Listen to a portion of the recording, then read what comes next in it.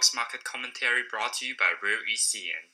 Today commentary will touch base on the pound dollar market.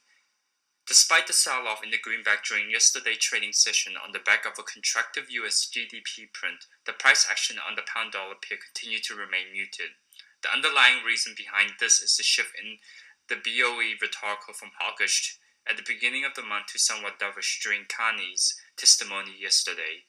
I hope this commentary will prove to be insightful for anybody who are trading the pound dollar pair. So first in line with this discussion, we will break down the pound dollar pair on the technical front. Here you have the pound dollar pair on the 1 hour chart time interval. After an amazing rally above the 1.700 psychological multi-month high, the pound dollar market failed to sustain medium-term trading momentum above this level. The correction to the downside was seen during yesterday's trading session when BOE's Mark Carney rhetorical appeared to be less hawkish than what the market has been pricing in. Currently, the pound sterling is trading at the 23.6% Fibonacci expansion at the 1.6961 to 1.6996.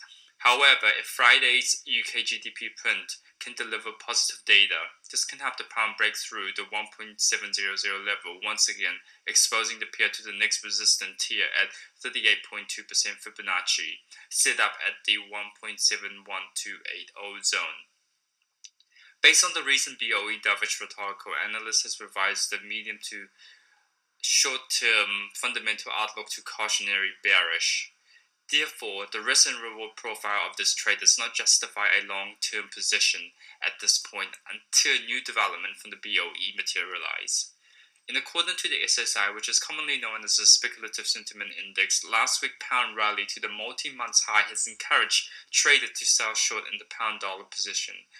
Analysts who believe in taking the contrarian standpoint to this extreme crowd sentiment would suggest that the pound may have further near-term strength. Currently, there are 6 in its short pound position outstanding for every 1 long position taken up by retail traders. Analysts believe that the pound bullish bias has further momentum until its price action is testing the key inflection point set up at 1.7300 level mapped out by the 50% retracement from 2007 to 2008. Analysis of a collection of technical indicators on the hourly time interval on the pound dollar cross is suggestive of a temporary bullish market sentiment and recommend long positions on the pound.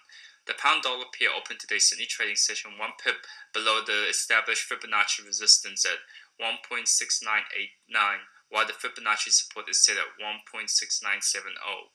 The pair opened today's Sydney trading session below the 200-day simple moving average after falsely breaking out from the 200 days yesterday, which allowed the market to continue to downgrade their long-term outlook on the cross to bearish if it continued to hold below the 200-day simple moving average. The significance of 200-day simple moving average cannot be underestimated as the 200 days contain more or less of 1 year's worth of trading data. This bearish view is not validated on the short-term moving average front, as the pairs open today's trading session above the 5, 10, 20, and 30-day simple moving average, which is indicative of a buy recommendation on the simple moving average front, the short-term moving average front. So moving along to the fundamental aspect of the pound dollar pair, without a doubt, Tuesday's BOE Governor Mark Carney's testimony to the UK Parliament was the catalyst to the sell-off in the pound dollar market. The underlying reason behind the sell-off was the dovish undertone expressed in the language used during the testimony. Carney stated that the UK economy has the capacity to absorb further expansion before the bank can see further increase in interest rate. One critical component in the BOE language was that Mark Carney would not begin to discuss interest rate until unemployment has fallen below the 6% BOE forward guidance mandate. This dovish rhetorical appeared to have trumped weaknesses in the greenback during yesterday's trading session as the pound continued to remain subdued. Unless Carney can revise his monetary policy outlook in line with the view shared by his MPC counterparts, which believe in an interest rate hike as early as this year, the pound will likely struggle to break out from the 1.7000 once again. Today, the market is anticipating another speech from Mark Carney. Failure to express additional hawkish outlook will trigger further profit taking on the sterling. So heading into this week's trading session, Tier 2 leading economic indicators out from the US has been optimistic and upbeat.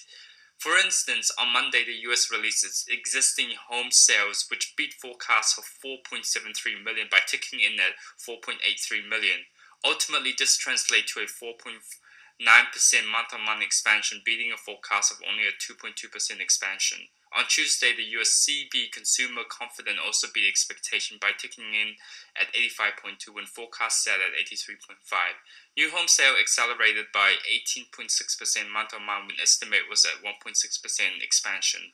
This translates to a 504K new home sales compared to a consensus of 440,000 new homes. However, the string of upbeat economic indicators abruptly ended by yesterday when the U.S. core durable goods order month-on-month contracted by 0.1% when forecasts expected 0.4% expansion.